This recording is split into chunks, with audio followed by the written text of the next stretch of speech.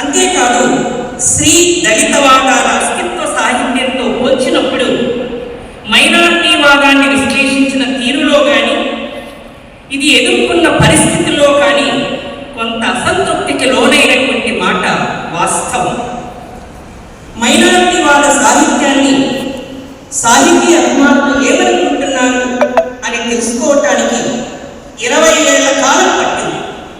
దీన్ని బట్టి మైనారిటీవాదం పట్ల ఉన్నటువంటి అభిప్రాయం, మైనారిటీవాదాన్ని హత్తుకునేదానికి పట్టిన కాలం, వీటన్నింటినీ గమనించినట్టయితే మైనారిటీవాదం పట్ల ఉన్న దృక్పథం ఏదో తెలుస్తుంది. కొత్తగా మనల్ని ఆలోచింపచేసేటువంటి జీవిత విషయాల్ని అర్థం చేసుకోవడం ఒక ఎత్తైతే, మూటగట్టుకున్నటువంటి అవమానాల్ని, అపోహల్ని, నిందల్ని, అనుమానాల్ని వివరించడం మరొక ఎత్తు ఈ సాహిత్యం. తిని తినక, చాలీ చాలక బతుకేస్తున్న అసంఘటిత కార్మికులను వివరించడం ఈ సాహిత్యంలో ఇంకొక ఎత్తు. వివిధ పార్శ్వాలని ఆత్రంగా స్పృశిస్తూనే ముస్లిం యువతరంలోని క్రమరాహిత్యాన్ని, ముస్లిం జీవితాలలో ఉన్నటువంటి ఇబ్బందుల్ని ఈ సాహిత్యం బయటపెట్టింది. పుట్టిన గడ్డలోని పరాయీకరణకు గురై తమ ఉనికిని, తమ అస్తిత్వాన్ని కోసం అలమటించటం తెలుగు సాహితీ చరిత్రలోనే కాదు, ప్రపంచ సాహితీ చరిత్రలో మైనారిటీవాదం పట్ల తపన ఇంకే చరిత్రలోనూ కనిపించదు. అంటే ప్రపంచ సాహిత్య చరిత్రలో ఎక్కడా కూడా పుట్టిన గడ్డలు పరాయీకరణకు గురైనటువంటి దాఖలాలు కనిపించవు, ఈ సాహిత్యంలోనే కనిపిస్తుంది. మైనారిటీవాదం అనుకుంటూనే అందరూ ఏమనుకుంటారంటే ఛాందస భావాలు అనుకుంటారు, సాంప్రదాయిక కట్టడలు అని అనుకుంటారు. వీటన్నింటినీ విచ్ఛేదన చేసినటువంటి సాహిత్యం మైనారిటీవాద సాహిత్యం. అంటే ఒక జాతి, భాష, మతం, సంస్కృతి, ఆచారాలు, విశ్వాసాలు ఇవన్నీ ఉండే వాటిని మైనారిటీలుగా మన వాళ్ళు పంచుకున్నారు. కానీ ముస్లిం దగ్గరికి వచ్చేటప్పటికీ భారతదేశంలో సిక్కులు, క్రైస్తవులు, ముస్లింలు, అలాగే పారసీకులు చాలామంది మైనారిటీలుగా ఉన్నారు. అంతేకాదు 1980కి ముందు ముస్లింలు సాహిత్యాన్ని సృష్టించారు. దాన్ని మైనారిటీవాదంగా పిలవటం లేదు. కారణం ఏంటి అంటే వాళ్ళు చదివిన చదువు కానీ, వాళ్ళు రాసినటువంటి సాహిత్యం కానీ అన్నీ కూడా హిందూ మతంలోని ఉండే పురాణ ఇతిహాస కావ్య నాటకాలలోని అంశాలను తీసుకురాయడం జరిగింది. కానీ 1992 డిసెంబర్ 6 తర్వాత ముస్లింలలో ఒక ప్రకంపన ఏర్పడింది. బాబ్రీ సంఘటన జరగడంతో తమ ఉనికి ఏంటో ఒక్కసారిగా వాళ్ళు ఆలోచనలో పడ్డారు. అంతేకాదు తాము 2వ తరగతి పౌరులం అనేటువంటి భావన గుర్తొచ్చింది. స్వంత దేశంలో సరైన ప్రాతినిధ్యం లేకపోవడం, విదేశీ పౌరులుగా గుర్తించబడటం వాళ్ళు జీర్ణించుకోలేకపోయారు. తమ దేశభక్తికి అందరూ తమ దేశభక్తిని శంకిస్తుంటే వీళ్ళు ఆశ్చర్యానికి గురయ్యారు. మానవత్వాన్ని అన్వేషించాల్సింది పోయి మతాన్ని రాజకీయం చేస్తున్నారేంటి అనేటువంటి ఆలోచనలోకి వెళ్ళారు. ఇలాంటి పరిస్థితులలో ముస్లిం మైనారిటీవాద అస్తిత్వ సాహిత్యం ఒక్కసారిగా వేళ్ళు వేడుకొని బలోపేతం కావడానికి అవకాశం ఏర్పడింది. ఎవరి పాత్రలను తమ పాత్రలుగా చేసుకుని తమకు తామే ఇంతకాలం అండబెట్టుకుంటున్నాము, ఇది తగదని గుర్తించారు. సమాజంలో తమకు సముచిత స్థానం కోసం ప్రయత్నం చేయడం మొదలుపెట్టారు.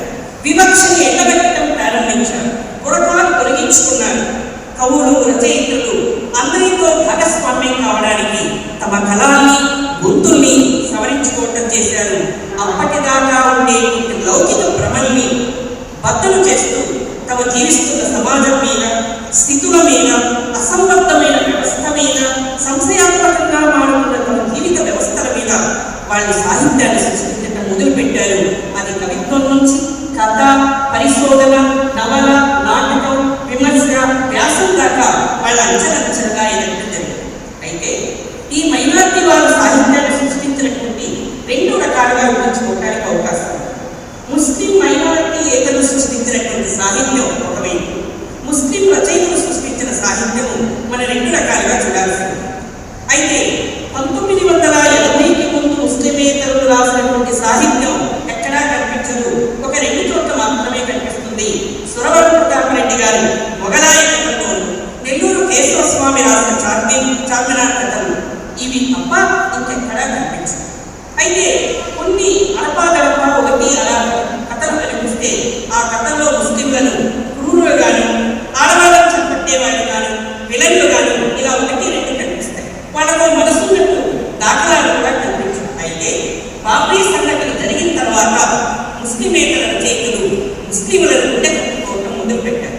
అద్భుతమైనటువంటి సపోర్ట్ ఇవ్వడం మొదలుపెట్టారు.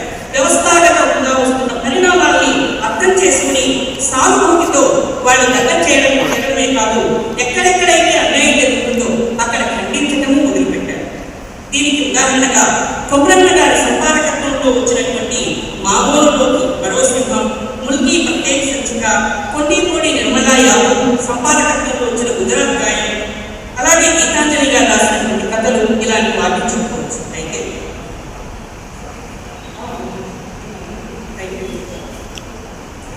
మరి ఇలాంటి సందర్భంలో పీడితుల కోసం పీడితులే తాపత్రయపడితే బాగుంటుంది అనేటువంటి భావనతో ముస్లింలు అద్భుతమైనటువంటి కథా సాహిత్యాన్ని సృష్టిస్తూ వచ్చారు. అయితే దీని లోపల సుదీర్ఘంగా వెళ్ళడానికి టైం లేదు కాబట్టి ముస్లింలు రాసినటువంటి కథా సాహిత్యం కానీ లేకపోతే నవలలు అండ్ ఆపా, అలాగే వెండి మేఘం ఇలాంటి నవలలు, అంతేకాకుండా కవిత్వంలో అద్భుతంగా కవిత్వం రావచ్చింది. ఆ కవిత్వంలో ప్రధానంగా ఖాదర్ మొహిద్దీన్ రాసినటువంటి పుట్టుమచ్చ ముస్లిం వాదానికి ఒక మేనిఫెస్టో అనగా కవిత. అందులో తమ దేశంలోనే తమ ఉనికి ఎలా ఉంది అని చెప్పుకుంటూ, నేను పరాయివాడిగా మారుతున్నానే అని చెప్తూ, పరదేశీగా తప్ప 47 స్మారక స్తూపంలా తప్ప మనిషిగా నా బొమ్మ రూపు కట్టదు. క్రికెట్ మ్యాచ్ నా దేశభక్తికి పూనిగా కొలమానం అవుతుంది.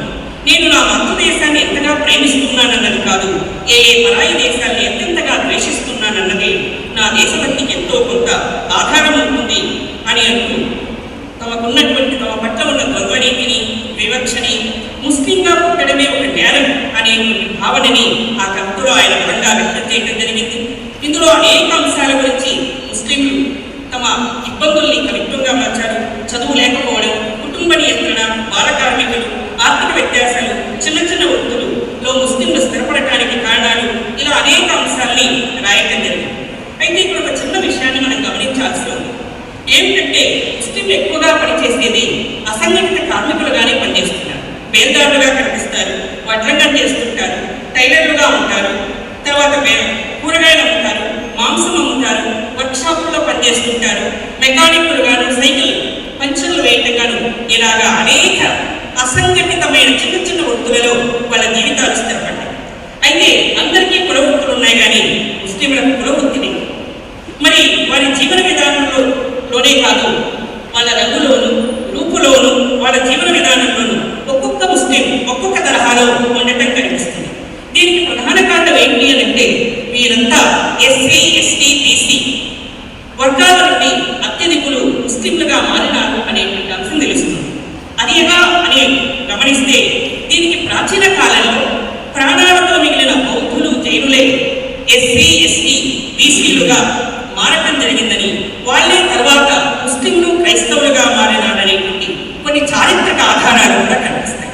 కాబట్టి ఇది గమనిస్తే ముస్లింలలో మారింది వాళ్ళ మతమే కానీ జీవన విధానం కాదు అని తేల్చి చెప్పవచ్చు. కాబట్టి ముస్లింలు అనేటువంటి వాళ్ళు ఎవరో కాదు, ఈ దేశ మూలవాసులే అని చెప్పడానికి అవకాశం.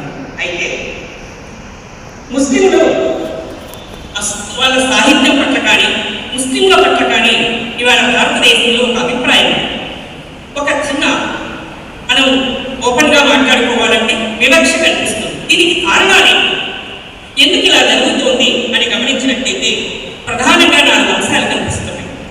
దేశ విభజనకు ముస్లింలే మూలకారకులు అనే అభిప్రాయం కనిపిస్తుంది.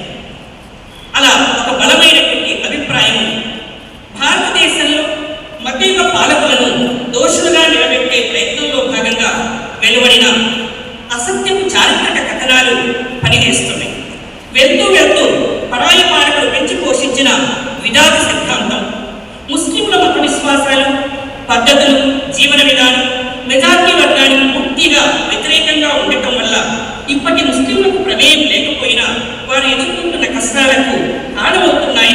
చెప్పడానికి అవకాశం ఉంది. ఓకే, ముస్లిం మైనారిటీ సాహిత్యం వల్ల తెలుగు సాహిత్యానికి నిర్మాణాత్మకమైన మేలు చాలా జరిగింది. ముస్లిం మైనారిటీ అస్తిత్వ సాహిత్యం వల్ల కొత్త వస్తువుకు కలుపులు తెచ్చిపోయి పర్దాలు, పురకాలు, గుల్ఫోషీలు, తలాకులు, ముతా, కులా, మౌల్వి వంటి సాంస్కృతిక సంపద తెలుగు సాహిత్యంలో భాగమైంది.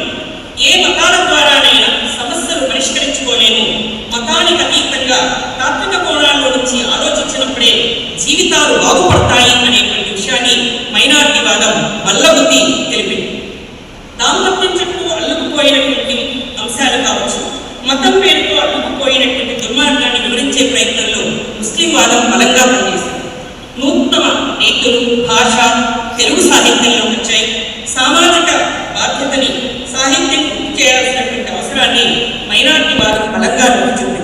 అయితే మైనారిటీ రచయితలు రాసేదాకా మైనారిటీల జీవన విధానం తెలిసింది చాలా తక్కువ. మైనారిటీ రచయితలు ఒక వాదాన్ని భుజం మీద వేసుకుని మోయాలనే తపన కంటే కూడా నిజాలను బయట పెట్టాలనేటువంటి ఆకాంక్ష ముస్లిం వాదంలో కనిపిస్తుంది.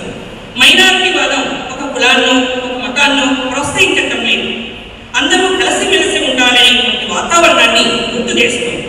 సామాజిక బాధ్యతని పెంపొందిస్తుంది, అంతరాలను రూపుమాపడానికి ప్రయత్నం చేస్తుంది. దాదాపు ఇవాళ 90 మంది పైచిలకు రచయితలు, కవయిత్రులు మైనారిటీ వాదాన్ని సృజిస్తున్నారు. అద్భుతమైనటువంటి కవిత్వాన్ని రాయటం జరిగింది.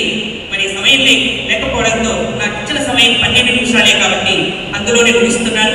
ఈ అవకాశం ఇచ్చినటువంటి పెద్దలందరికీ కూడా ధన్యవాదాలు తెలుపుకొని